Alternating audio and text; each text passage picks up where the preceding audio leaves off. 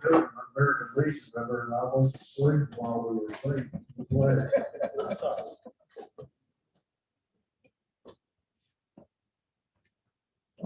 believe we established a quorum. We have five. I think Randy LeaAnne is not here tonight.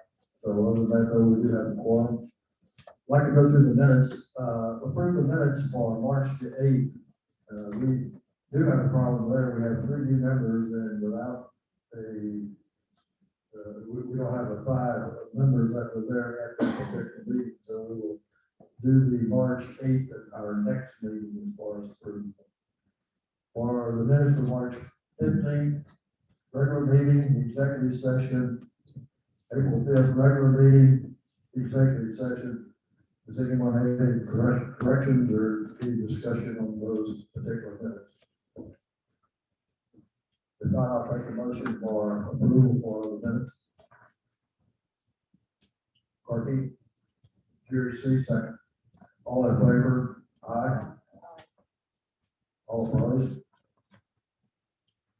Financial update, treasurer's report, Jim Fox.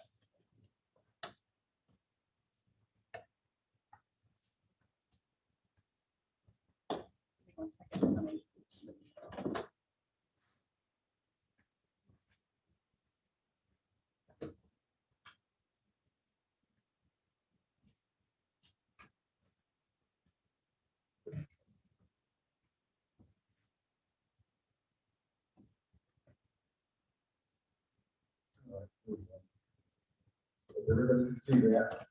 So, treasurer's report, we had a good March. I don't think there's a whole lot in here that's of huge significance, but we did lined up with, go ahead, first slide, please. You have a clicker here, remember? Okay. If you would go ahead and forward. Yes.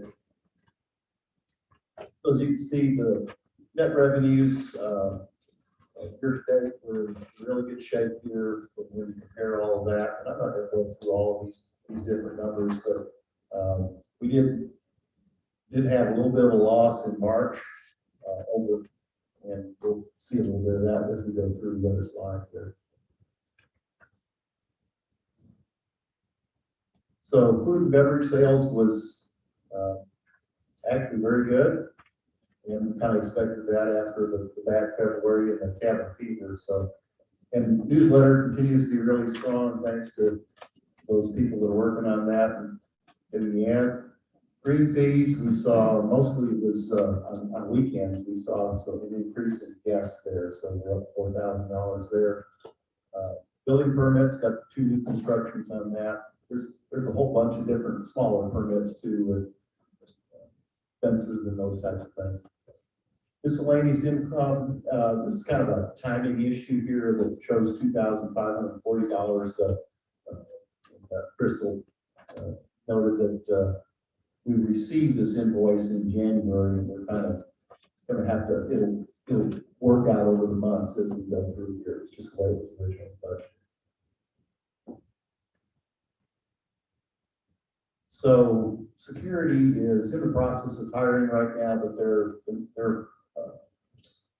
main reason for not spending this amount is due to the head count. But we're staffing up over there, so it's good.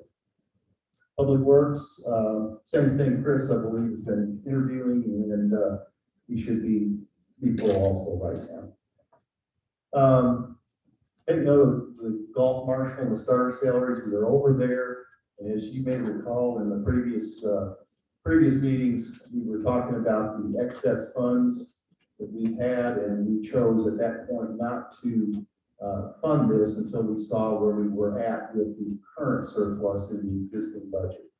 So that is something probably in the next month we'll have to take a little closer look at, because we're going to run out of the year-to-date budget on that if we're not careful.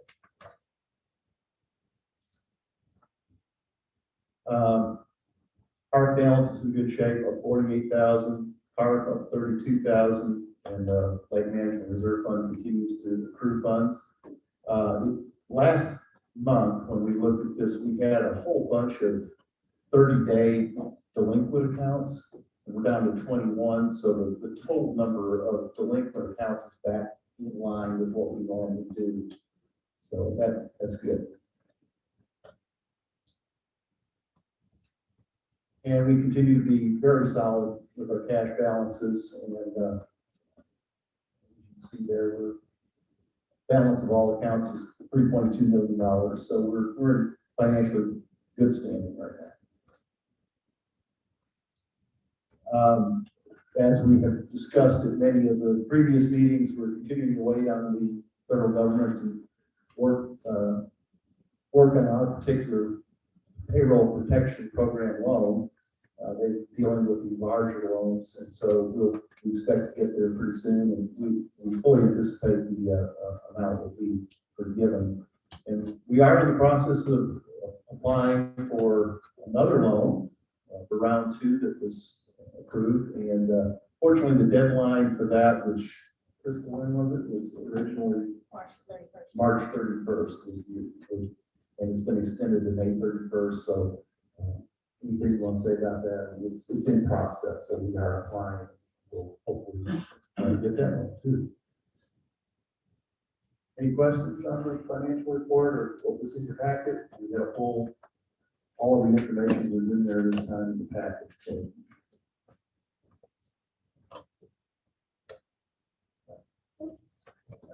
The questions, we will go to Crystal Hilton for APS training.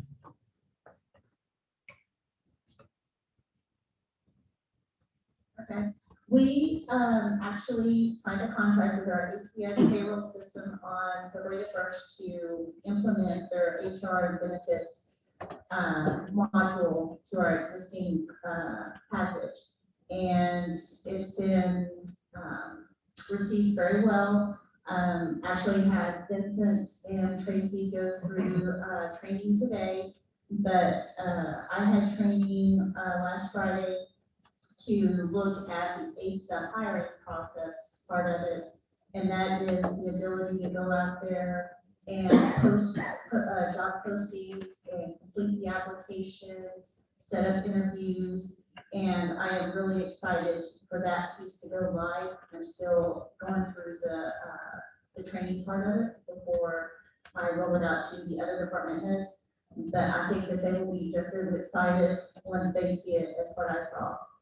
Because right now, whenever we post a job posting, we are only using Indeed. And by going through this company, we will be posting to at least 10 to 15 other job posting sites. So our job postings will get out a whole lot further, and we will be able to get, I think, a better pool of candidates whenever we need people.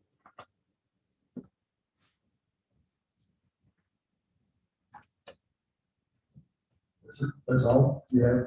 That's it, unless someone has some questions for me. Anyone have any questions of Crystal? All right, next action item is financial update part is discuss and take possible action on real estate acquisition, lots number 1879 and 1880. And I'll ask Jim Fox if he would to bring us up to speed on that. LeaAnne's going to put a PowerPoint up here too, so that we can see what we're talking about.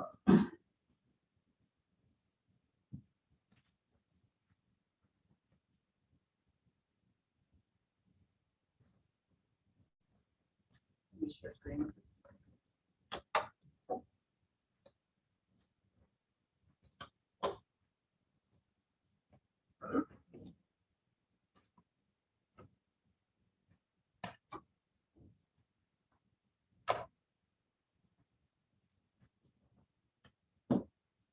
Can you do a full screen too?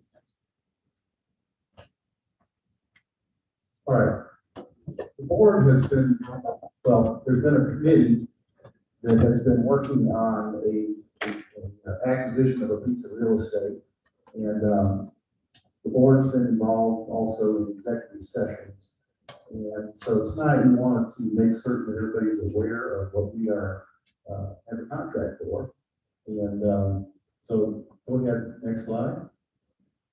We are looking at purchasing some property at the front entrance. Next slide. It is the log cabin. I think most people know what that is. Go ahead, next slide. So it is located at 105 Kiowa Drive West. There's 2 lots involved, and we have about almost 36,000 square feet up there. The cabin on the property was built in 1982, so it needed some work. The house is about 2,257 square feet. Next slide. So this is the committee that was working on this. It was an ad hoc front entrance committee. It's formed by the board. And I want to compliment Clark Enright, who chaired the committee as he was the chair of it still is the chair of the facilities committee when he was on the board. So he took over the leadership on this committee and also served as a negotiator on that. So those are the members of the committee. And basically, we've spent quite a few months now looking and studying this piece of property out there, how I work with the rest of the front entrance, and evaluated the acquisition and possible use for POA purposes up there.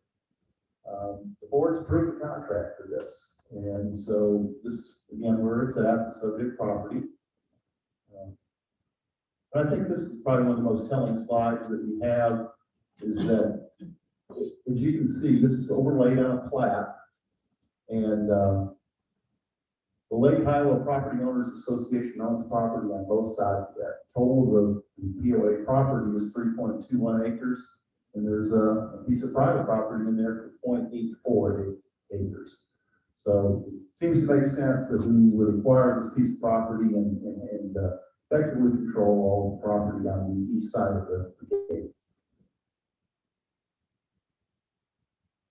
Not going to get into a whole lot of details. There are a lot of steps to take from here, but the most important thing right now is that the contract has been executed, but it is contingent on mechanical, structural, septic system, and termite pest inspections.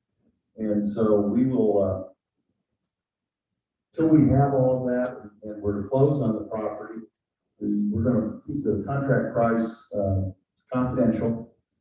It's in the best interest of both parties, but again, Clark did a great job negotiating on the price with that. So that's really all the announcement that we have. And again, I just want to say that there's going to be a lot of work that the committee will continue to work on here and bring more information forthcoming in the community and talk a little bit more about this as we at this point, we're just interested in the acquisition of that. Sam, I don't know if anybody else has any comments or wants to say anything about it. Yes, any of the board members have any questions concerning it? We're just going to move forward with it, so that's where we're on. Then the next item, discuss and take possible action on live sound system donation. Who may I ask had this? Oh, sure. Okay, Brian? Yes, this is a housekeeping matter that some enthusiastic members as well as some staff got the cart before the horse. The process is, we want to talk a little bit later about some trees and so forth, that the donations come from an organization or a private individual. The item selected is reviewed, but brought to the board before the transaction actually is done. In this case, what occurred was the raising of the funds with great enthusiasm, even more than what was needed. And the Women's Club came up and donated the money, brought this great big check to the POA. Crystal did her thing, put it in the account, it's ready to go. But it didn't get to the board in terms of accepting the speakers for this. Now, it's not a big dollar amount, but it is in fact out of the protocol of what should have been done. It should have been on the March agenda and it would have been approved, but it wasn't. So that's why it's an agenda item, because this is something that needs to be corrected. The board can say, we do not accept this donation, we give it back. And probably can get money back on the speakers as well. So there's no gun to anyone's head. But this is one of those things that if you don't notice in an open forum like that, it's perceived as if someone, namely me, would be look like you're burying us under the rug. And by no means was that the intent, or would I ever do that? But here it is in open session saying, hey, this came up, and this actually came up rather surprisingly for both Jim Adams and myself at his Tavern and Lodge committee meeting like 2-3 weeks ago, and everyone around the table said, yeah, isn't that great? We did this. And Jim and I are looking at each other, oh boy, wait a minute, this is, I got the, cart before the horse here. So that's why it's in there. The donation amount was 25. I want to say $24.95. $2,500 for intent purposes for that, for speakers to be able to play different types of music throughout the lodge as well as outside. Jim, any other? Don't do it again. We need a motion to accept the donation of, how much was it again, Brian? Not to exceed 2,500. I have a motion to accept the donation of $2,500, not to exceed $2,500 for a sound system. Kathy? You want to? The motion as presented? Yes. Do I have a second? Nancy, Jack, second. All in favor, aye. Aye. Motion passes. Next item, COVID-19 committee, Kathy Gregg has a report on COVID-19.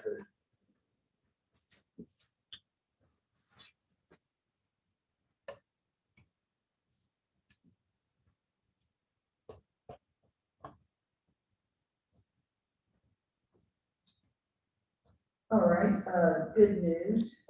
We continue to see the numbers decrease in Cook County. As of, I think it was last Thursday, Gainesville had 8 cases, unincorporated had 3, and we're not part of that count.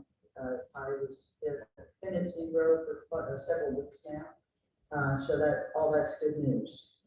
We have a few clinics left to do. One tomorrow on the 20th at the Civic Center in Gainesville. We'll have another one April 27th, which is also a Tuesday, and we're skipping May 4th. We'll have our last one May 11th. The pharmaceuticals are ready with shipments for all of the pharmacies. They'll be taking over, and Cook County will shut down doing shots at the Civic Center. We are only doing second shots, by the way, not first. I don't know how Johnson & Johnson's pause, it might impact some of our pharmacies. I didn't check to see which ones were going to use them. But a lot of them are doing Moderna and Pfizer, so that is a 2-shot. And you would have to do both of them with the entity that you're using. So just call, make an appointment. They've all got online capabilities. And that's pretty much it for COVID. Any questions? That's it. If being no questions, we'll go to the next item, committee updates. And first one is review and take action on committee member changes. I don't know if everyone has looked at the changes and additions to committee members. Anyone see anything, any chairman that are here that need to make changes to that are not represented here? None? I'll make a motion to accept the committee changes and additions as stated in the document. Can I have a second? Corky, everyone in favor? Aye. Opposed? None. The next item is architectural and control committee, Jim Adams. We have no business to bring forth. There's no business to bring forth. No business break one with architectural control. All right, Michael? Bylaw committee, Corky.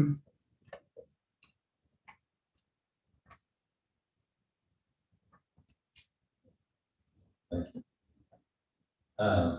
In January of 2023, our covenants expire, and we either have to amend them or accept them. And since the Texas legislature is meeting right now, and they have about 27 or more different laws that they're looking at, some of them they voted on already. Some of them are very difficult to swallow.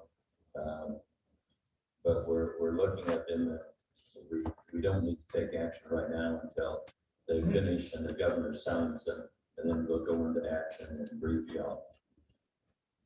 But what I would like to do is the vote to approve to start the approval of new covenants will start on July 1st of 2022. So just about a little over a year from now. So when we get the new laws passed by the governor, we will start going through there and writing up the covenants, have those all ready for July of 2022. Now, as some of you know, if Texas passes a law and affects one of our covenants, it does not have to go for vote.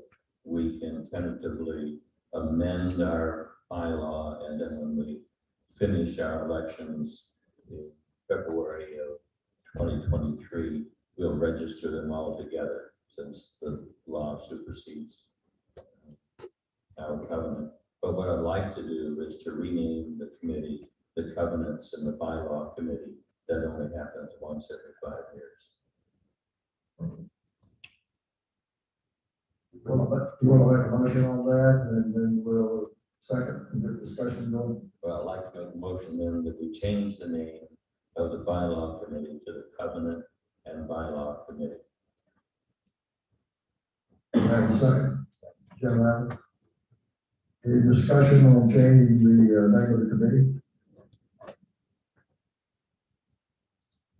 With no discussion, everyone in favor? Aye. Aye. Opposed? If not, motion passes.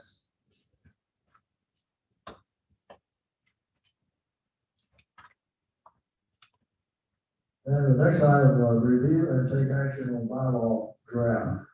Daughrity? We need to get the current bylaw that was. Just turn that thing up.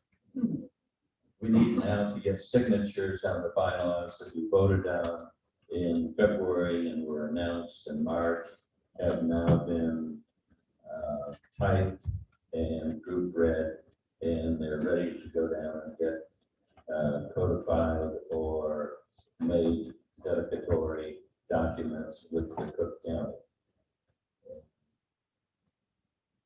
So if I start this around the table, with Ken, if you will please sign it, and eventually it'll end up back here.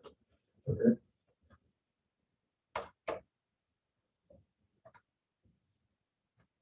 Anyone have any questions on the signing of the document? No. The next item, golf committee, Randy Woodline. Randy is not here at this time. However, the golf superintendent is here, Brian, if he give him an opportunity to speak. I didn't see you down there, Brian, I'm sorry. Go ahead. That's okay. Just a couple action items that the board needs to be aware of. Bulk fertilizer application that was scheduled today, I had to reschedule that for Monday, May the 10th. With close to 2 inches of rain that we got at the end of last week.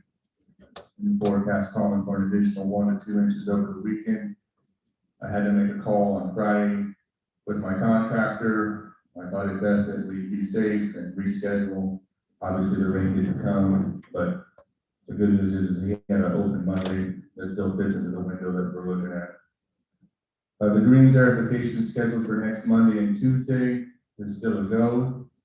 The greens that are most affected by the winter storm in February, mainly 8, 9, and 10, they will be treated a little differently than the other greens. During the aerification process and falling, we will supplement those greens with additional granular fertilizer weekly, in addition to the foliar nutrient package that they get every Thursday, and that'll continue until full recovery.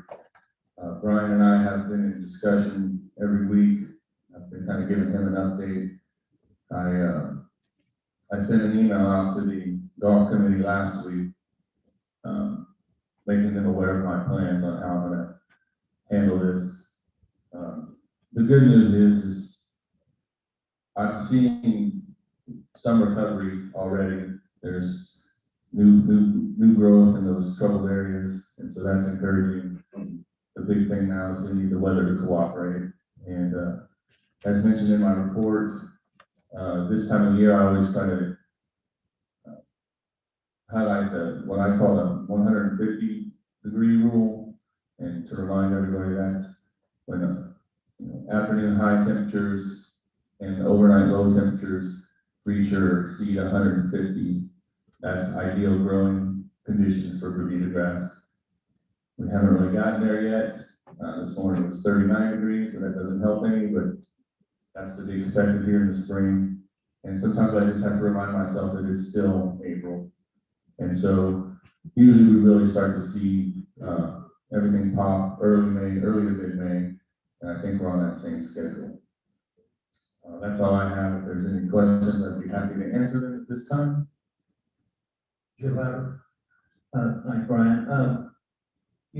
What you talked about, and you seem to focus on the greens on 8, 9, and 10, but can you speak to the plan related to a few of the tee boxes, and also there's some areas around the greens that seem to be troubled, and just seeing if you have concern about those? Not with the tee boxes. We see similar tee box conditions every year at this time. The areas, one of the, I guess the areas that you're thinking of around several greens, the left side of 9, 16, the hill on 16. I'm not going to say I'm not concerned, but I'm going to say that it's too early to make any kind of rash decision as far as solder. I think what we, with the fertilization that was scheduled for today, I was hoping if we would have got that done, I would be able to see some sort of response in the next several weeks or 2 or 3 weeks. Now that that's been pushed back, obviously that'll be delayed, but it's on the radar. But again, it's too early to say whether or not we need to solder replace just yet. Thank you. That's what I want to make sure that everybody heard that it's on the radar for you. So that's what's most important. Any question, Corey? On the nutsedge that we sprayed last year, how did that turn out in your opinion? The kill of the nutsedge?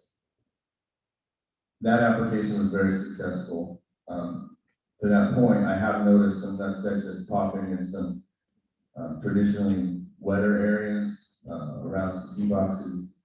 I've got that on my to-do list to get another, this more of a spot application done, and I don't plan on having to treat wall to wall like we did last year. And on the St. Augustine, that we have some green approaches or behind some of the greens. I'm assuming the trees will cut back on that a little bit, but are we doing anything now to keep that from getting started this spring? Yes, well, the worst areas, the area around 1, 10, 17, a little bit on 3, all those areas were cut out and replaced with Bermuda grass sod last fall. Actually, that sod is doing better than some of the other areas that were north facing that were hurt by the extreme cold. So I don't think that the St. Augustine around the greens is going to be an issue this year. No, sir. Thank you. Go ahead, Brian. Okay. Brian, can you share with the board your thoughts and scope as it relates to the trees and tree trimming that you plan on doing here in the spring, and as well as maybe a little bit more detail on what you've seen on trees that have been affected by the freeze in February? Yes, I'm trying to lock down Matt to get him out here on 5 or 6 consecutive Mondays so that we can work through the course and do some trimming and remove some of the trees that we had marked for removal last year. As far as trees most affected by the extreme cold, I've seen some pines that are in pretty bad shape. Some other, I'm not very good at identifying trees, but that's not my specialty. Other trees do need, they're not looking good. Some of them, everything's pretty much started to bud out. I noticed today that there's several trees that haven't budded out yet. So when I get Matt out here, he'll have a better idea of what condition each tree is in, but that's the plan. I like to have him out on Mondays, so it does not interfere with golf during the week. Anyone else have any questions? I'd like to compliment Brian on the real good job they're doing at golf course. Thank you for that. I think he, Okay, next item, investment committee, Clark and I. You have something for the board? I do not, excuse me, I do not right now. We have all of our members. We have also scheduled our recurring meeting to be the second Tuesday at 4 p.m. Of the month, which will allow us to, once we get going with the money management team, allow us to review those statements on a monthly basis and report back to y'all the results of that. And that'll be going on monthly once we get going. And then we may spread that out a little bit because it could get really boring. So that's where we are right now. We're lots of communication going on and prep of several documents with respect to that, which you will see hopefully next month. Okay, thank you. Next item, Lake Management Committee, Jim Marcus.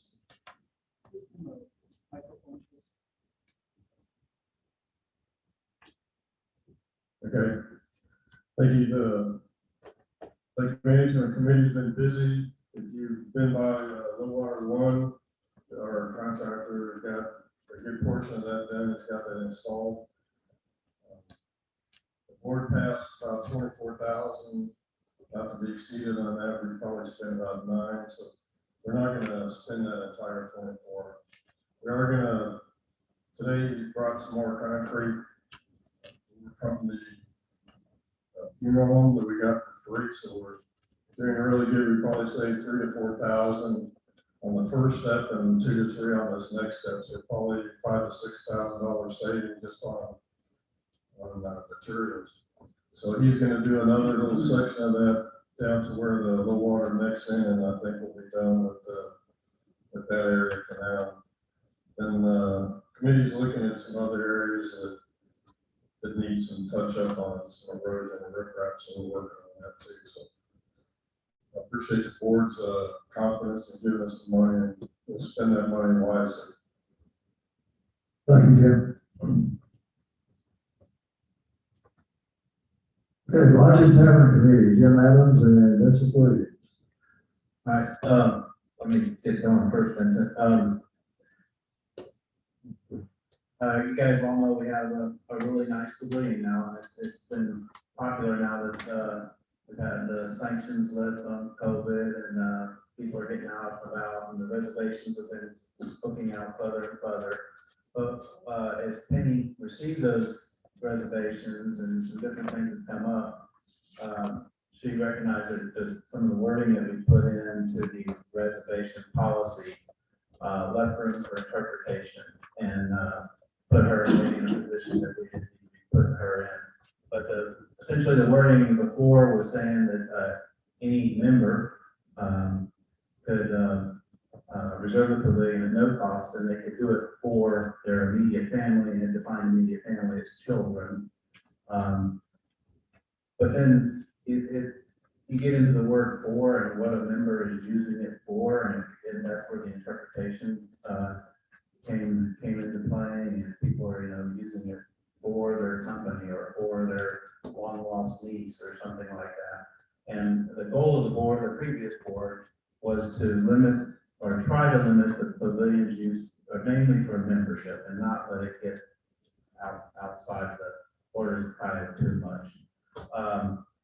So with that interpretation problem, we took it back to the Lodge and Tavern Committee, and in your packet, there's a sentence we can replace of who can reserve it.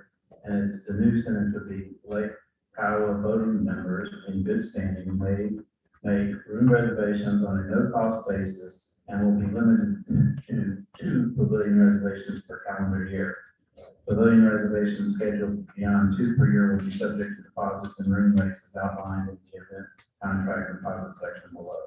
So again, we're saying we don't have to have a member explain it to Penny or do anything, but they will be limited to 2 per year, so that we're trying to make it available to as many people as possible and share the pavilion as widely as possible. So I would bring that recommendation that we, I make a motion that we accept this wording, as I stated and as listed in your packet. Do I have a second? No, that's not a motion, that's a question. Jim, I know we mentioned this once before, but we currently have a procedure or rules on page 7 of the rules book that basically allows the 2 up, 2 down to use our facilities at no cost or exception of the golf course. Does your policy fit into that rule, or do we need to change that rule? That would be up to this board, I suppose. That's up to you to interpret and us to decide, but right now, I guess that could go in conflict with that rule if it's all facilities, because So you're sticking to the immediate family or the. no, we took immediate family out. I'm sorry. I see what you're saying. So I'm not sticking to immediate family, but that was the way it was read before, but we removed that and just saying a member can reserve for, we don't have to have it for, it can be for anybody, but a member can only do it twice a year. So it fixed that concern, yeah, sorry. If you believe it fixed that concern. And it's only for a pavilion. That's the way it's written. Well, it's under a room reservation, but we did say related to the pavilion. There's only that. So I think we're running into problems with renting these other rooms, sir. We haven't changed the rule on renting the other rooms, whatever it was. Correct. Members can reserve rooms however they need to. And if an outside vendor wants to come in and rent a room for some purpose, there's a fee. That's correct. Well, outside vendors can come in, based on my understanding of, you gotta have a member sponsor you on anything under our current room reservation policy. Outside vendors can't come in. We have members and then organizations that have been approved by this board. Okay, I just say that I've been here a long time and I know we've had rule change several times on that. We used to have yoga in here and pay the yoga instructor $10 and dance lessons and things of that sort. So I'm just not sure what that policy is because it wasn't really developed at that. If I could address that, I think we can do whatever everybody wants, but the intentions there would be that if you have an organization that uses the room and uses the pavilion and you're reserving it, you with a member sponsors it. But if it's not, and you don't want to use up your reservation, then you have a group and form a group and come before this board and have that group approved by the board to say it's the yoga group. And they're approved by this board to meet regularly and they can reserve the reservation and it'll be attached to who's in charge of that organization, which will be a member. But that way won't count against that member. That would be the intention of the way it's supposed to work. So the add in the communique last month or the month before about insurance, brokers coming in and selling insurance. I guess that's a dead issue. That,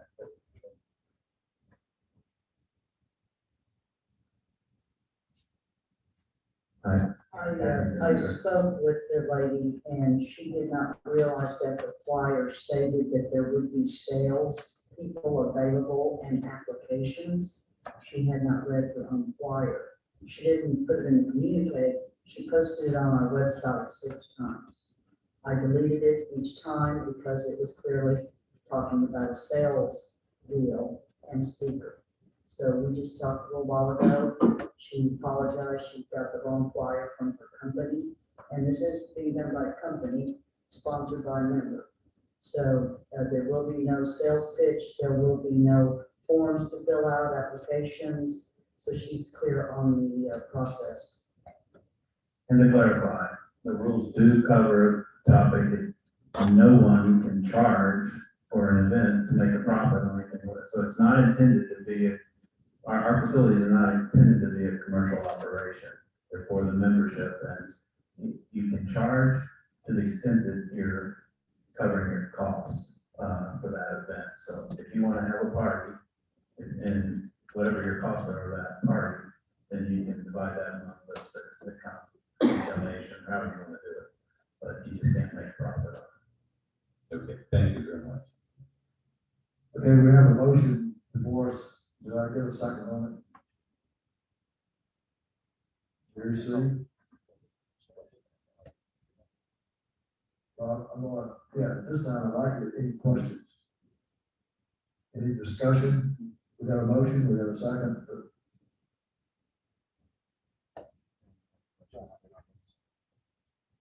Randy? Randy Howell on 1014. Just to clarify, Jim, when you present that one, what y'all are fixing to vote on, you said that it would be limited to 2 purposes per voting member. Is that correct? That's correct.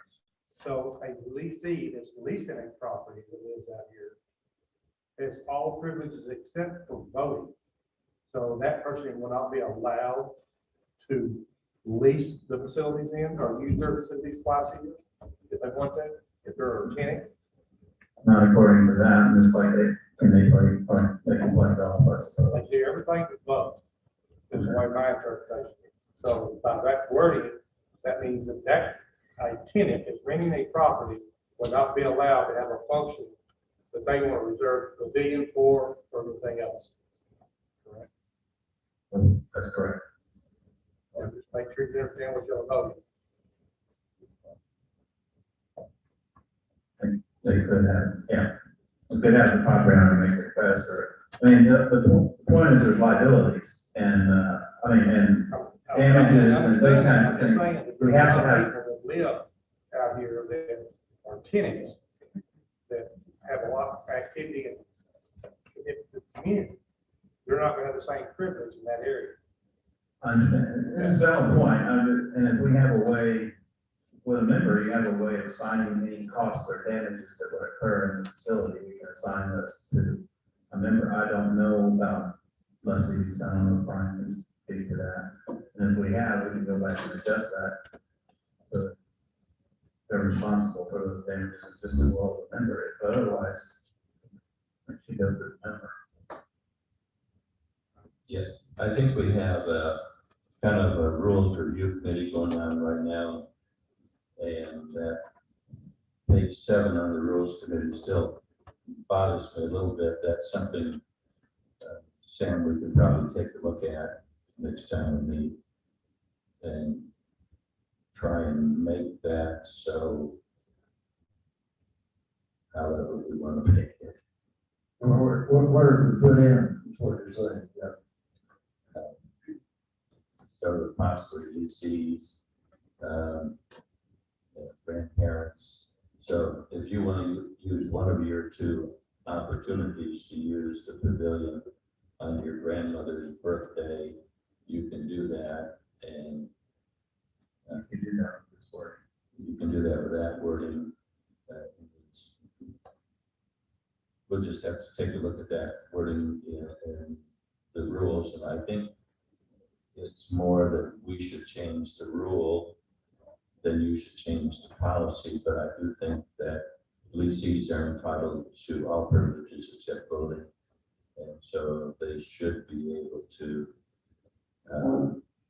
have the same rights as a member. So I would suggest maybe amending the motion if you want to. And, Amendment to the motion? Then I'll amend the motion that we amend the policy on the use of the pavilion to include lessees. Do I have a second on that? Okay. Jim Fox, second. All in favor of the amendment to the motion? Aye. Opposed? No opposition? The amendment to the motion passes. So now we have a motion, we have a second. Any more discussion on the original motion? If not, everybody's in favor, aye? Opposed? No opposition? Motion passes. all right. Thank you. Thank you, Randy, for pointing that out. It's a valid point. I will add that the Lodge and Tavern Committee will continue to talk about related to reservations. There may be some other slight changes coming down the road because when we do setups, or they say set, when we set up for an event, we need to get a little better control over what amount of time we're allowing somebody to set up for. If we're giving it out a 4-hour block for setup, do we want to give away a full day or a day and a half for them to set up a party? Or do we want to allow them a certain amount of time and then charge a little bit if they go over that amount of time? So there's some things to still work through there. I'm just giving the heads up because it would be good for you guys as you circulate in the community to get feedback on that and pass it back to me. Because we still need to work through that concept. And then for that, I'm gonna turn it over to Vincent, but before I do so, I want to compliment that since Vincent's been here, I've really noticed some things starting to happen. At Easter, we had a couple of buffet meals that I thought were two of the best buffet meals I've had since I've lived here. And then over the weekend, we had an East-West tournament, again, 2 buffet meals, and again, they were 2 of the best that I've ever had. And I gotta tell you guys, there's something special in the potato salad. You've got the best potato salad I've ever had. And my grandmother used to make really bad stuff, but I need to see power. So, but a lot of things he's been doing is really good. So Vincent, with that, you got it. Thank you, Mr. Jim, I appreciate that. Hello, everybody. I've kind of met almost everybody. Some of the things that we're going to be making some changes and just, again, the overall culture of the kitchen and everything, and some things that you've seen, we're going to really harp on the events and make sure that it's special. Everything that we're trying to produce out in the kitchen is going to take steps. Some of the procedures and standards and stuff that we have in the kitchen are going to change. I don't know if anybody's noticed just yet, like the silver bowls that we do the salads in. We're going to get rid of that. Thank you. I didn't want to say it. Again, we have to make small, subtle changes. We've had a staff that's been here for quite some time, and they've been doing it the way they've been doing it, and I've just been steadily talking to them, expressing, we're going to make these small changes, things to make it more member oriented. We're here for you guys. We're here to make the food that you want to make or that you want to eat. The stuff we want you to use your facility. Microphone.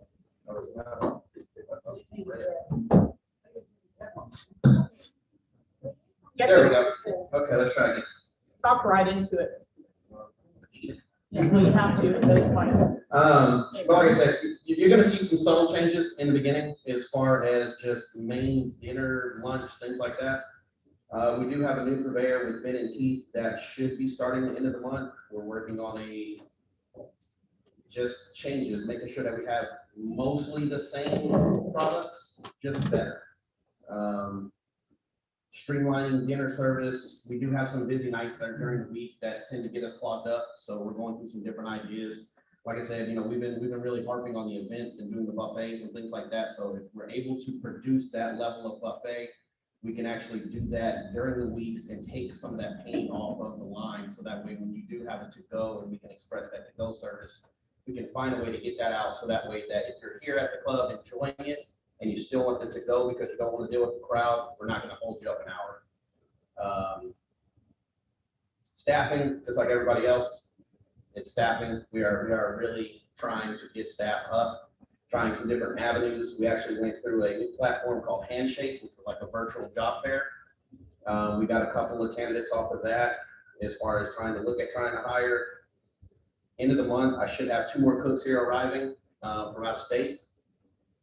The hours of operation, we've had a lot of conversation with. May 1st, the lodge as far as dining will go to 9 p.m. And I want to express to everybody that we're not trying to push people out after that. Just the food will stop then so that they can get their stuff done. If you are here enjoying yourself, I want you to stay here and enjoy yourself. I don't want you shooing off just because you can't get something to eat. Stay, have a drink, conversate, enjoy the amenities you have, because it's here for you anyways. Again, Michael will talk about the POS system. As far as a menu update, a lot of the stuff that we've been doing on these buffets has been more of like a, put a feel out for what you guys like to eat, some different items.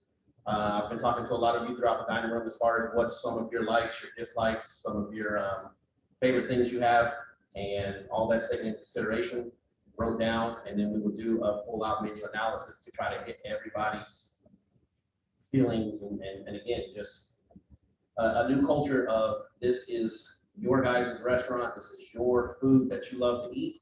That's what we want to make. I am going to throw in some different stuff in there that you probably haven't seen before, but that's a good thing.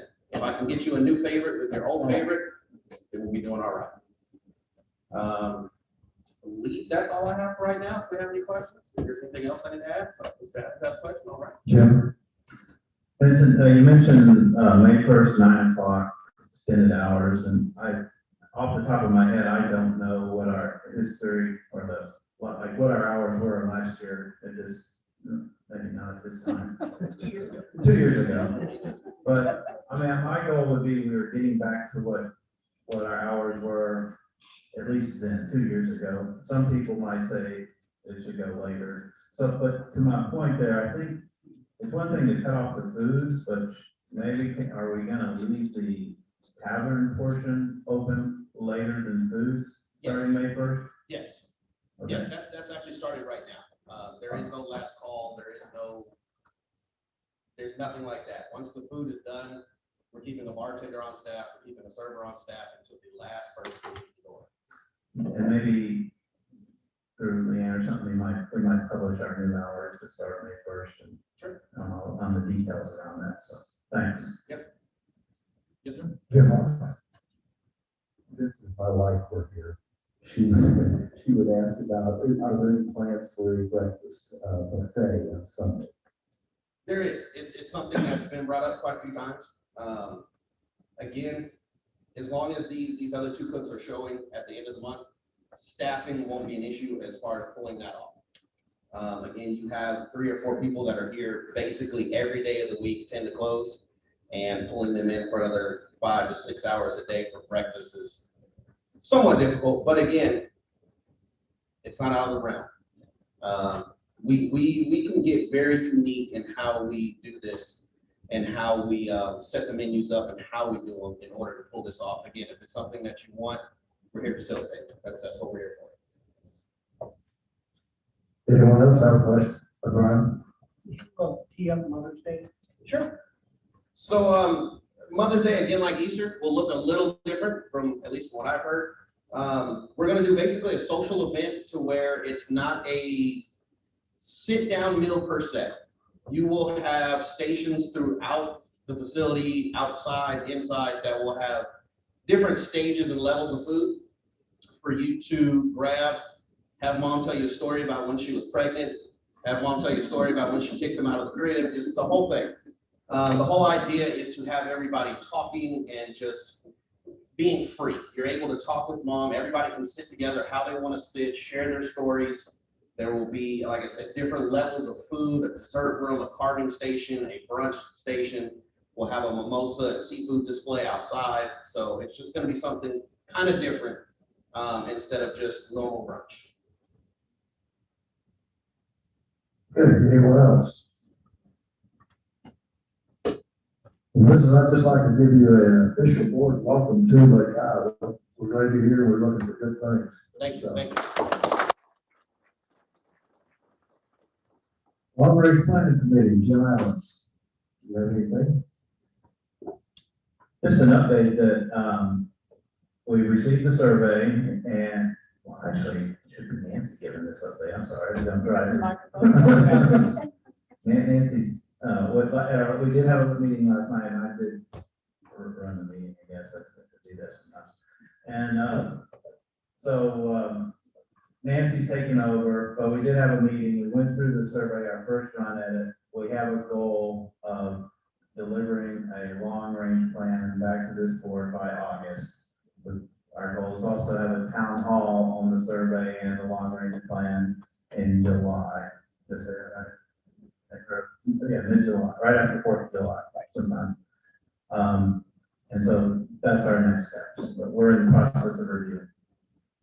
And Nancy will report. Yeah, next month, Nancy will do the report, okay? All right, Parks and Recreation Committee, Jim Fox.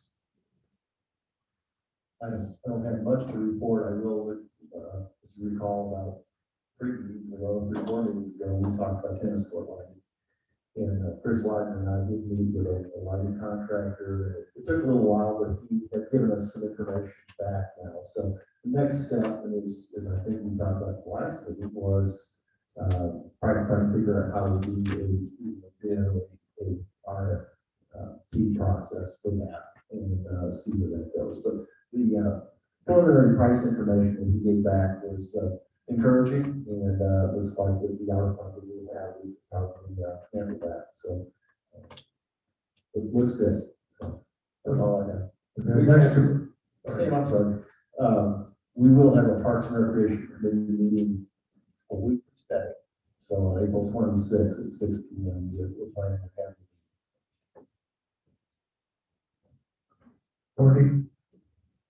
Jim, the American Legion wishes to have either a veterans park or at least an area to put a flag disposal ceremony together on flag days, etc. Would you like us to bring representatives to that 26 April committee and talk about that? I'll put it on. Thank you, sir. Anyone else have any questions for Jim? Okay.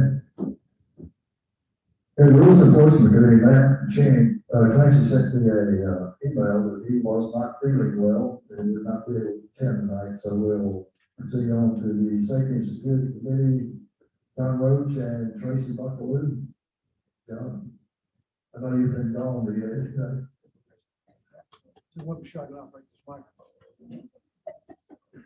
I didn't forget it was. The Safety Security Committee is met one time under my chairmanship. We'll meet again. We always meet on the 4th Wednesday of each month. We have I've asked the Chief Buckaloo to prepare a sort of a comprehensive idea or plan about where the security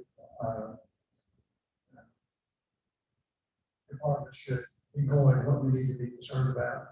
For example, at our last meeting, Kathy Gray mentioned the use of volunteers. So one of the things we need to know is when do we need the volunteers, how many do we need, what job are they going to do, is it going to be seasonal or not? Those kinds of comprehensive ideas. And really, I think that's kind of the theme of this year's committee, is that we have a kind of a comprehensive idea about where we want to go on matters that affect safety and security. For example, one of the big problems we have out here is speed. I'm sure everybody has observed. One of the things the Safety and Security Committee did under Sam's auspices and leadership, we revised all of the speed limits all around. And it's sort of like traffic lights in Costa Rica. They're actually Christmas decorations left over from last year.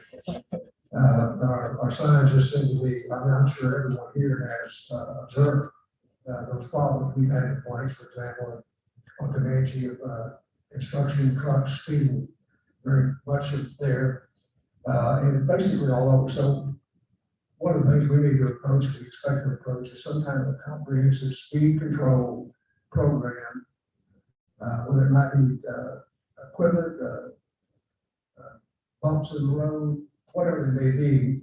Not that we would adopt anything like that, but we'd like to know what they are so that we can make a decision and recommend to this board what comprehensive program to attack the speed problem would be, and see what the board's view of that is. So that's one example. And there are many others. We're also currently working on a rule revision that would be more detailed about what vehicles are allowed or not allowed to operate on Lake Kiowa. One of our committee members has had some difficulty with some of the proposal, a proposal that was made, and we worked that out this today, I think. So we should be able to have a final proposal next week when we meet again, as to basically prevent the operation of ATVs, ROVs, same rails, and those kinds of vehicles on our property. Another issue that has come up and that we are studying now are the apartments that are along Kiowa Drive East, between the RV park and the first curve at going east. The property owner has left a pretty good screen of trees and that sort of thing to separate his construction from the residents across the street on Kiowa Drive East. But I have contacted Chris and asked him to provide me some suggestions or ideas that I can present to the committee about what we might do to screen further that area. One thing we both decided on, it wasn't going to be a wood fence, because they cost $3.05 a board. But Chris right off the bat has some good ideas. When we find out what those are, we'll discuss them and make recommendations later to the board if any recommendation needs to be made. Essentially, that's all I really have to report. We, like I said, I think the important part of the committee is that we have some kind of a comprehensive approach to all the security issues that arise here, both all the time and seasonally. We're about to go into our big season now, and we're going to have a lot of boat traffic, for example. One of the issues we might discuss would be more lake patrols. That might involve another boat, but certainly would involve more personnel. So those things we're going to have worked out. We'll have something for the board, at least preliminarily, hopefully by the next meeting. All right, thank you, John. Next item, discuss and take possible action on the request to change the starting time for the May board of directors meeting. I received an email request from Barbara Bach, who's the director of the Indian Creek Volunteer Fire Department, concerning the golf tournament that they will be having on the same day that we will be having our meeting. And I think even Jim approached me about it, as to moving our meeting date time from 4 p.m. to 6 p.m., which in turn would allow that people that were part of the tournament could participate in our meeting. So I'll let Jim, if he would, since he's pretty much more familiar with the tournament than I am, if he would explain the reasoning of it. Yeah, I think in the past, there have been board members involved, but more importantly is anybody that's in the audience or people that are trying to view the board meeting, if we're at 4 o'clock and they're participating in that tournament, and obviously the fire department is wanting as many people to participate as possible. So it kind of makes people make a decision, do I want to participate in the board meeting or go in that? I realize that we've been having some longer board meetings and that could be late, but we have done that before. So that was the request, was just could it be made a little bit later in the day so that people either participating in the tournament or could view the board meeting, or those here that might be participating could also support our volunteer fire department. Does anyone else? John? Just a question for Jim. We just talked about this one event, May 17th. They hold, Sorry. they do hold one fundraiser like this, one tournament a year, I guess, and just, I guess it's following this year, the way the scheduling on the board. So, Yeah, just what they need. Does anyone else have any comments? Yes, the schedule that the golf committee put together had this event on it as, to be scheduled. Our board approved said schedule. There are no less than 5 staff members that will attend that meeting. That 2-hour pushback, which might simply be convenient for some, does have an impact. And I want to voice that at the board level, as it is part of a cultural change we're trying to understand to keep work-life balance in the works and have some teeth into it and have someone be a representative for the entire staff. So be it Chris or whomever, or certainly Jamie's of the world, go from a 6 o'clock start, now we're definitely gonna be 8 o'clock. And she's here at the crack of 8:15, is less than productive. I'd like to interject that. Thank you. Anyone else have any comments? I guess the only other option would be to change the date of our meeting from Monday to Tuesday. That would be an option that we could do if there's enough people that participate in the tournament that would be affected. However, if not, do we want to leave it at 4 o'clock? Do I have a motion from anyone concerning? I would rather change it to the second Monday or the fourth Monday than do what you're suggesting and leave it at 4 o'clock. Anyone else have any comments or discussion on it? Speak up now, forever hold your peace. What, the fourth Monday, is that Memorial Day? No, No, it's not. it's not. No. I don't have a problem. It happens to be the weekend of graduation at Jesuit Strait in Houston, and I'll be attending that. But it could be the second Monday. Okay, I'm waiting for something to happen here. Well, I would Someone like want to make a motion? make a motion that we change the May meeting to the second Monday of May, starting at 4 o'clock. We have a motion, do I have a second? Nancy? Any more discussion? All in favor of changing the meeting to the second Monday of May? Aye? Aye. Opposed? Okay, Can we announce the date? yeah, what is the date? May 10th. May 10th.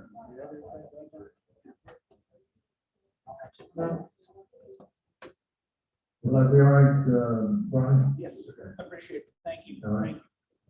Thank you. Okay, next one is North Star update, Michael Fire.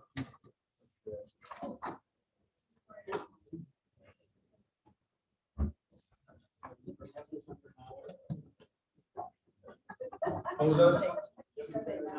Under now? Oh, yeah. We decided not to do those stuff.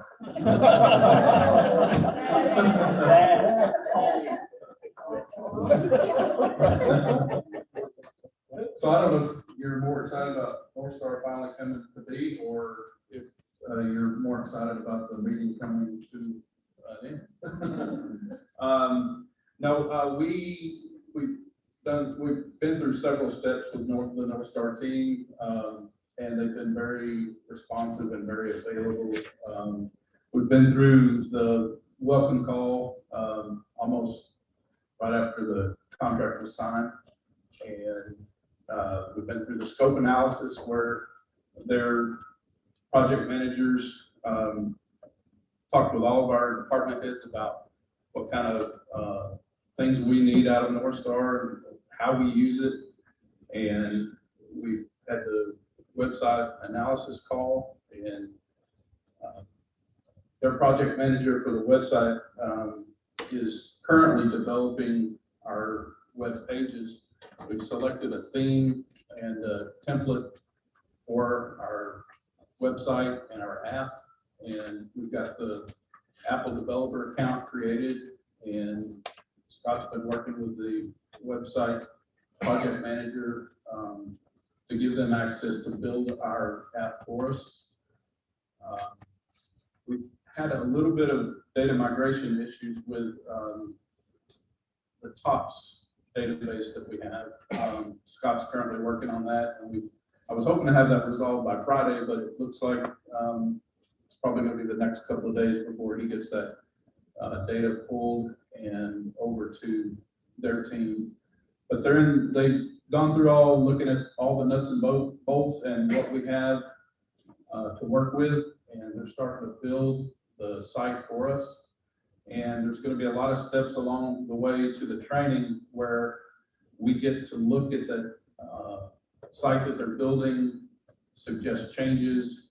And I would encourage all the committee members, whether it's a chairperson or a committee member, to reach out to the POA staff that you're working with in those committees and make your suggestions now, because we get a couple of opportunities to make some changes, but after that, they're going to charge us a significant amount to make changes. So keep that in mind. We're currently in the process of ordering the software, and I'll talk a little bit about, we're moving from a ticket system in the kitchen. I'll let Vincent talk a little bit more about that if you have any questions about it. But each of the wait staff will have an iPad that they'll put the orders in on, and then the billing will still be done through a point of sale system that we already have in place. There's kitchen displays that we'll be installing in the kitchen. Currently get some current prices on those, and hope to order those kitchen displays and the iPads this week so that we can start assembling that stuff for the training that's coming up in mid-May. We'll have a trainer on site. If you look in hopefully you get this in your packets. You can look at those dates that are scheduled. May 11th through 14th, they'll be on site. May 17th through 21st, they'll be remote. The 24th through 28th, they'll be on site again. And then we go live June 1st, and we'll have a trainer on site during that go live week. And there was, so our training's all going to be done in the boardroom throughout the month of May. And Scott and I will probably be setting things up first week of May to make sure everything's available. And they'll be split up into 90-minute sessions, and then department heads and their, I guess, more senior staff will come in and do the training, and then we'll train them to train their staff.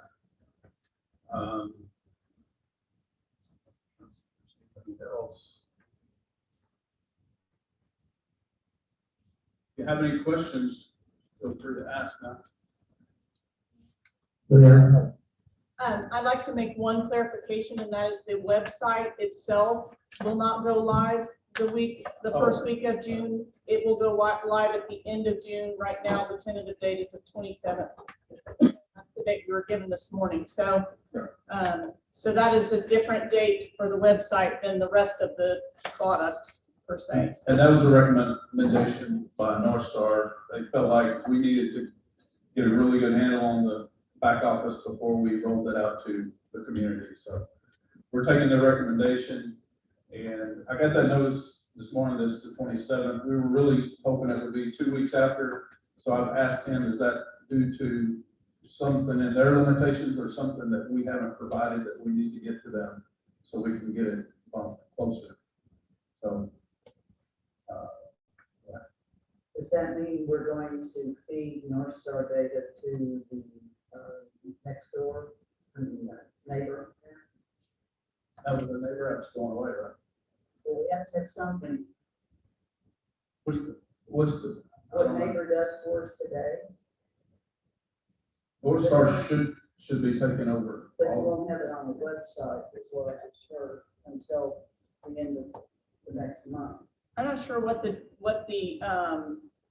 constraints will be right now. I think the back end of it is gonna be mirroring what we currently have. So when we go live on the website, there will be an update that has to go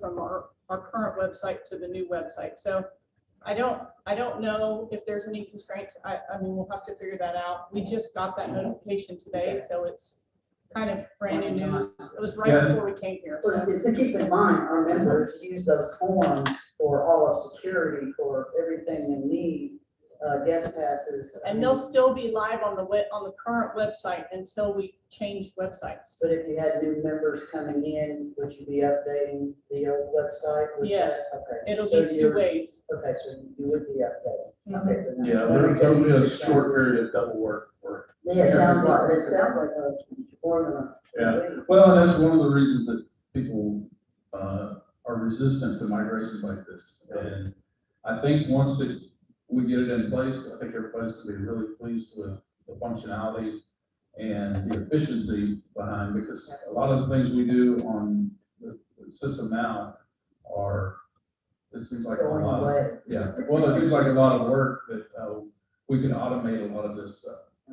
I think that when we go to, well, I mean, he basically said it. He sent an email back. We haven't gotten word back, but he asked, why did you push it back another 2 weeks? And can we get it? Because we really don't want to be doubling our work, or, because I think in the end, this probably impacts the two sitting across from each other right there more than anyone, if they're doubling work. So, Well, I mean, members. and so if we can narrow that down to a 2-week window instead of a 4-week, we'll do it. We gotta wait and get word back. Okay, anything else, Mike?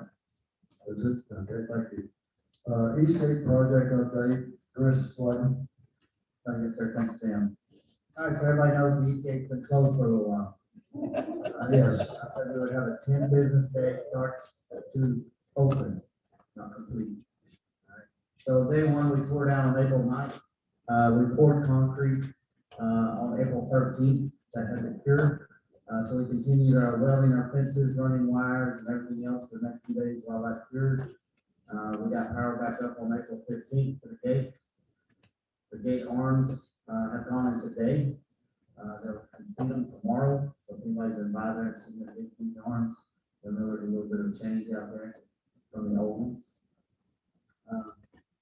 We actually got the cameras back up today. So there's 3 cameras back up at each gate that security can watch right now as we speak. So, and then we will finish striping the roads and get everything signs up and everything else on the 20th and 21st. And my preparation for opening the east gate back is 22nd of April. I'm not enough time yet. So just hold your breath for that and wait for the constant contact to come out. Depending on the weather and how fast we work over the next 2 days, you also know that we did the clean sweep during all this as well. So my guys have worked super hard. There's only 5 of them.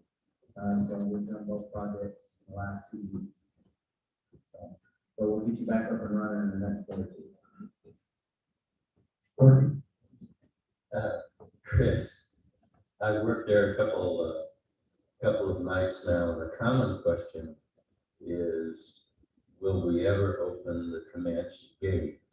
Now, I remember last time we looked at it, it was so close to the corner that we were afraid that it would be a safety situation. But I just thought I'd bring it up that several people have asked about it. Yes, we've discussed that even as a department, looking at taking some of the arms from the east gate that we currently have and possibly making that one out there just a member gate. But that's also got to prove as well. And last time it was the county commissioner that we had talked to that thought that not putting a stop sign up on 211, that it would be a dangerous place. So we might want to talk to Jason Suggs about that too. Obviously, it'd be good for me because I live close there, but just wanted to let you know that a lot of people are interested in that. And I'm all for it, as long as everybody else is for it. Thank you. Anyone else, Kathy? I want to thank the American Legion and Lake Kiowa CERT for taking shifts so we could help offload some front gate activity. It's really been a challenge. And we're spread pretty thin, at least on the CERT team, as well as the American Legion, doing the vaccine clinics every Tuesday and Thursday. So I just want to thank all the people that volunteered. I even had some volunteers from Women's Club and different groups trying to fill these shifts so we could be open in the morning and in the evening for rush hour. Anyone else? Give you a little background on the connection gate, chairman of the Safety and Security Committee, we looked very much into doing that, and we had plans and so forth coming up, and at the time, we had a pushback from some of the residents for there'd be too much traffic on the connection gate.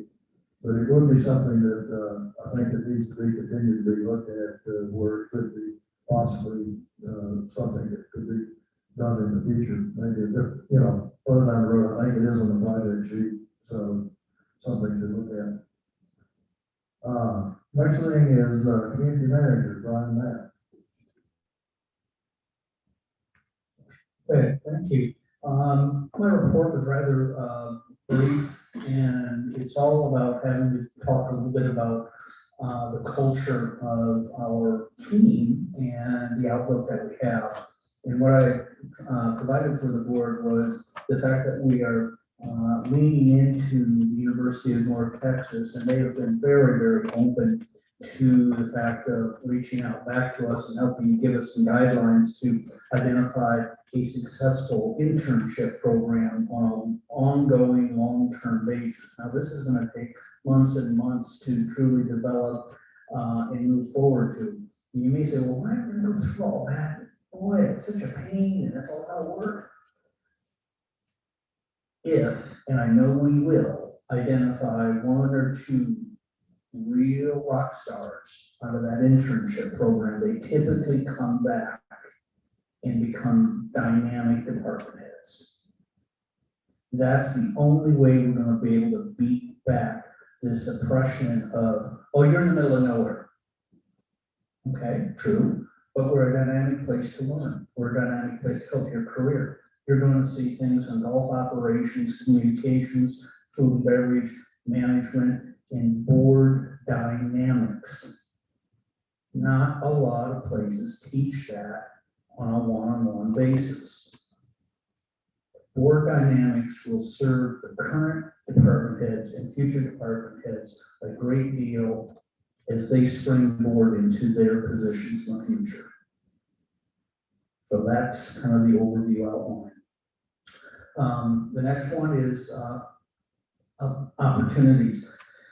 At the celebration committee, I asked for and received the full support of the celebration committee to begin moving forward with identifying the scope, job description, what it looks like for a true lifestyle director. Jim Adams touched on reservation issues. You've heard some things about capacity, you heard about Easter. This is the tip of the iceberg, guys and gals. This needs to be managed.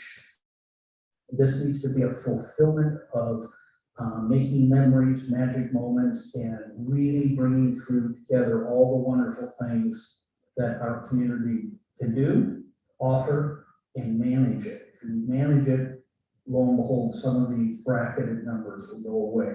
There'll be some other expenditures, and yeah, there'll be a head count to it, but I wanted to tee it up in this meeting to let us know in an open meeting directionally, this is my solid recommendation. By the way, the celebration committee was very appreciative of it, and I suspect that the Lodge and Tavern committee will also be supportive of it.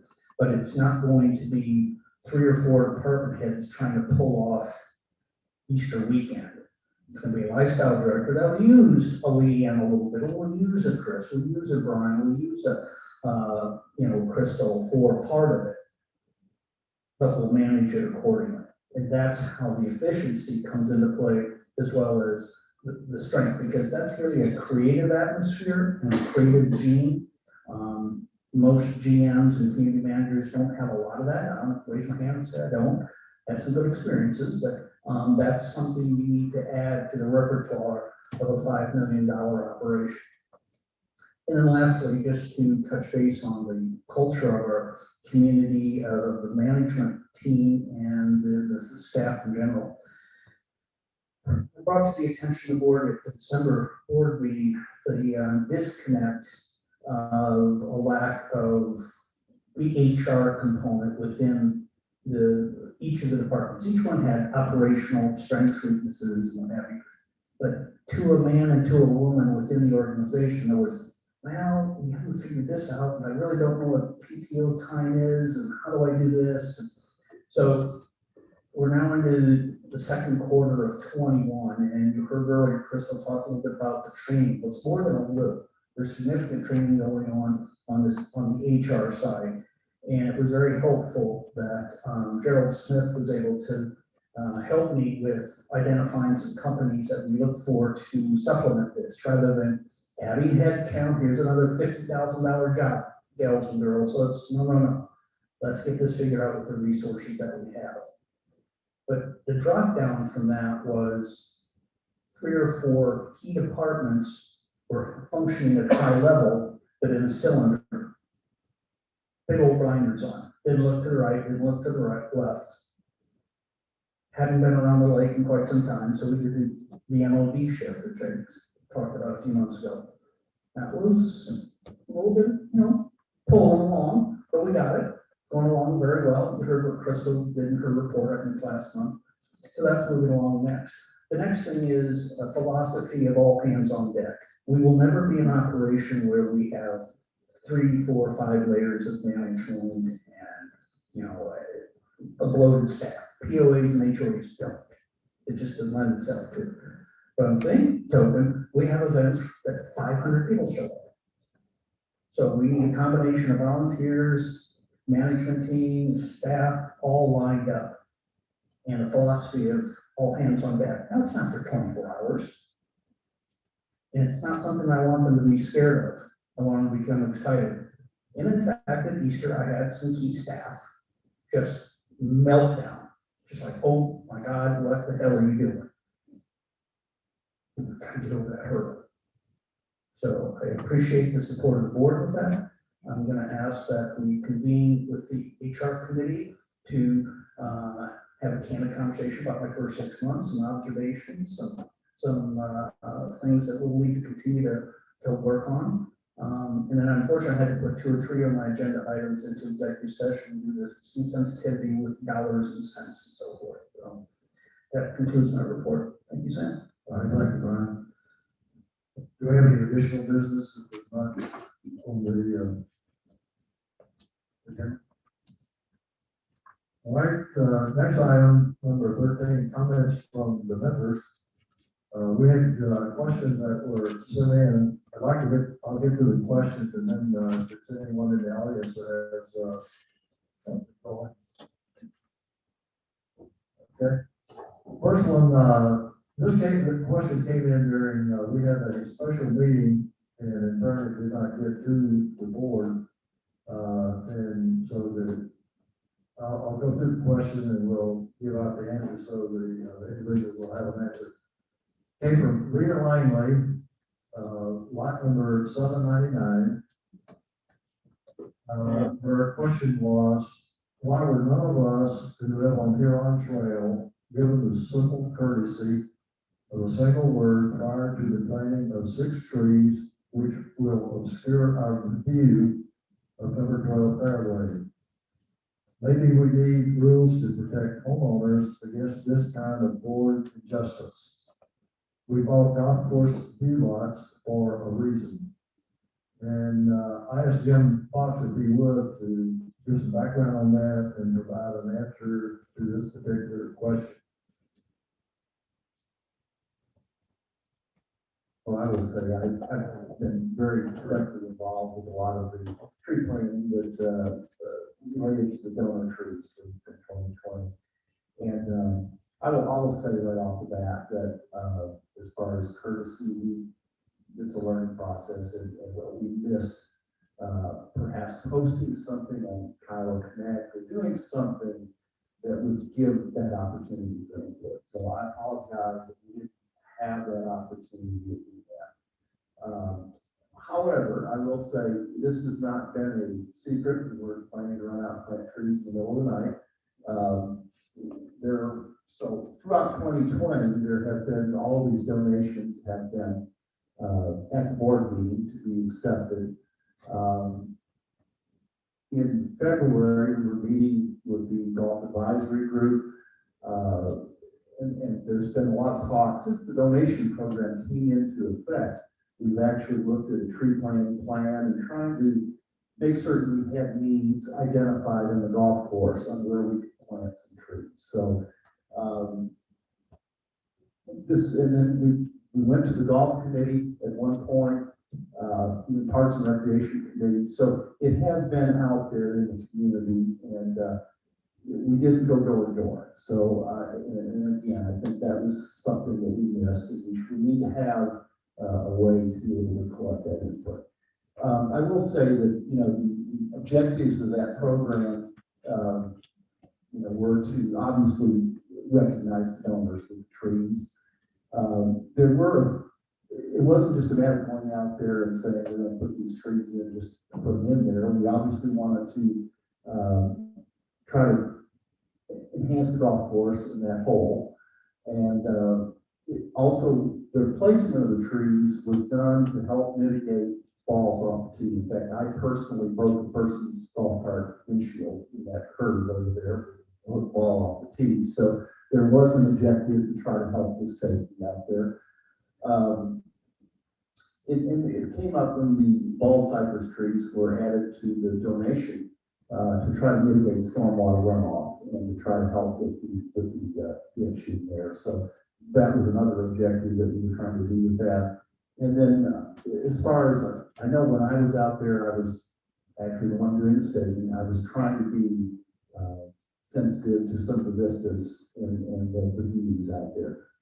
From what I'm hearing, I did a very good job. So, but in any case, I think there is an opportunity in the future as these trees mature. There are all trees out there along the east side of the fairway. And as those tree limbs are raised up, and Brian Brown and I talked about this, as those trees mature, we can take those up. So there will be visibility through there. And I've had a lot of compliments also from the WGA that was involved with that, and several people on the golf course saying that they did like the tree plantings on the course. So I do think we met some of the objectives of the tree planting, but missed that input stage. So that's all I have on that.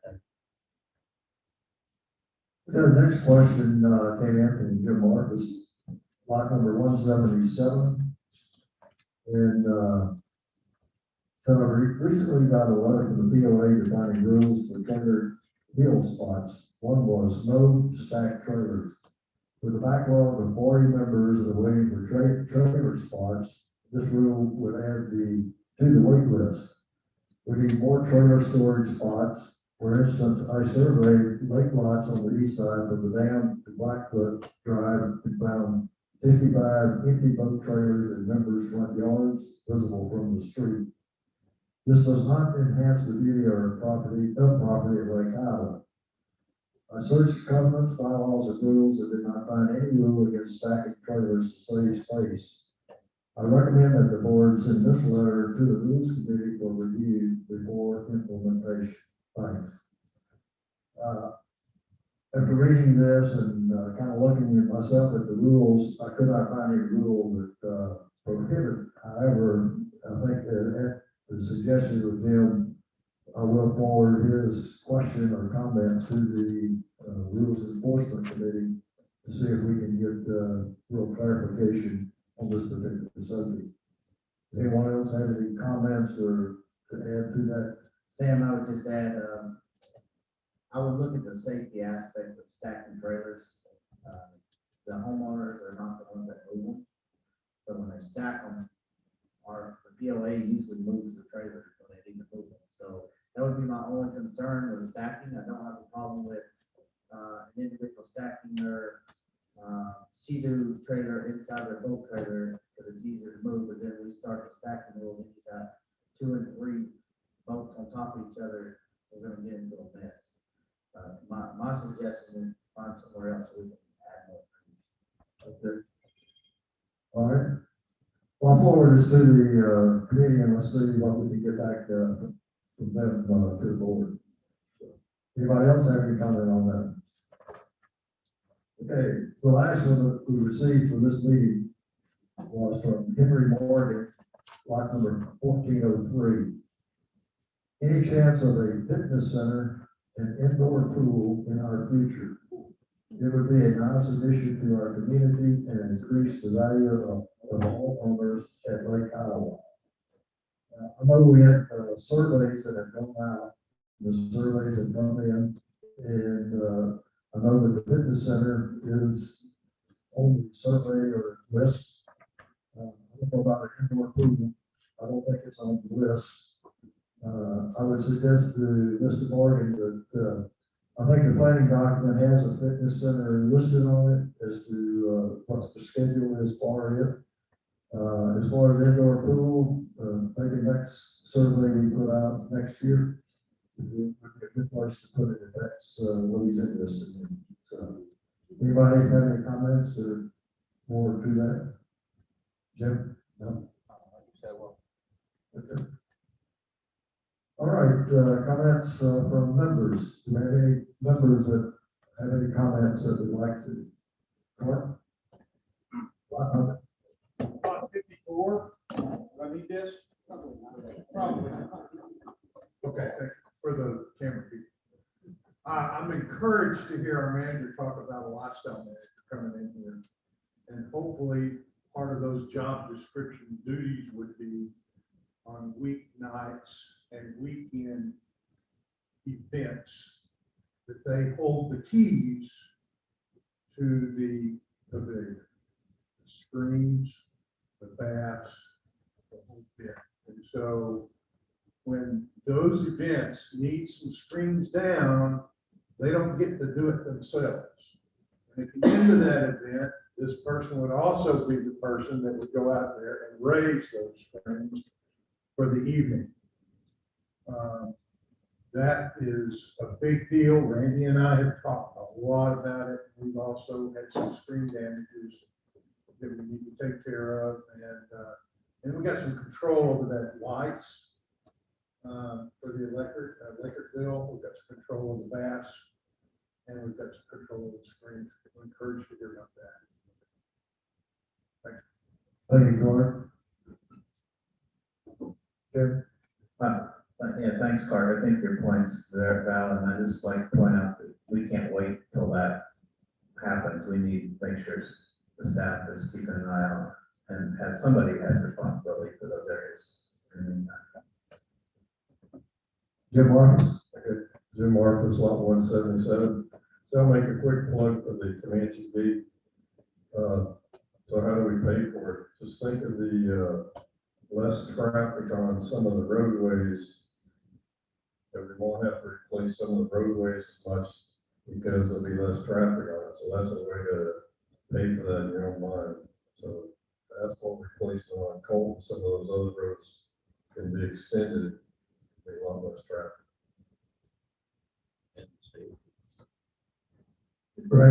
Randy Howell, lot 1014. Just 2 quick things. Number one, I had a Vincent today. Positive things you said. Is there a revenue or source avenue to get comments to Vincent, since we don't maybe not see you as often as others do? Things we'd like to see on the menu or things like that. Is there an email address or a Dropbox, we should do that by, what's the best way to do that, or you open to that? Email's fine.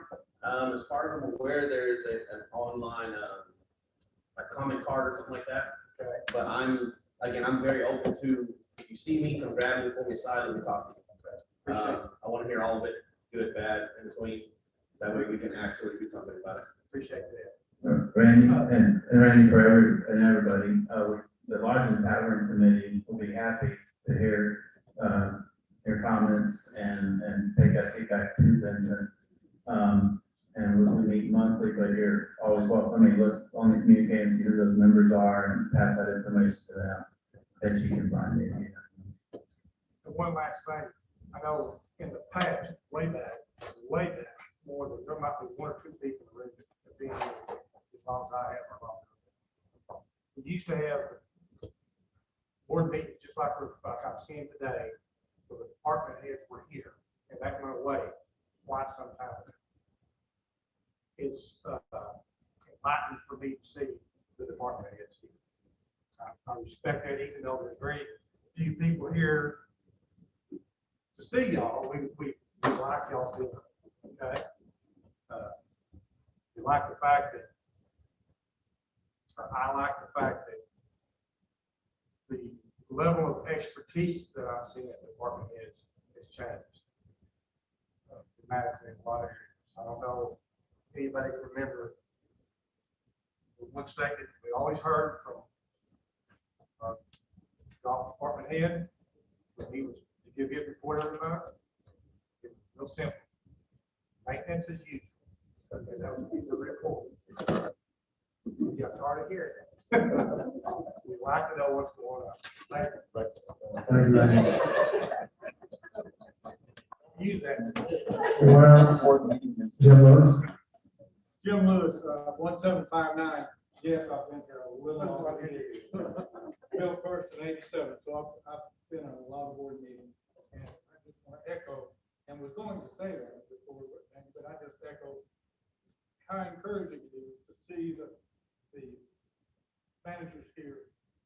And when we put COVID behind us, I am convinced attendance will increase, and that cannot be anything but a good thing. Thank you. Anyone else? One more thing, Sam. Right. Based on what he just said, I meant to say, I would promote, however, Brian, you can do it, or whoever, to promote more people to be sitting out here. Some way besides what we're doing currently that would help promote people to want to come and sit in these chairs.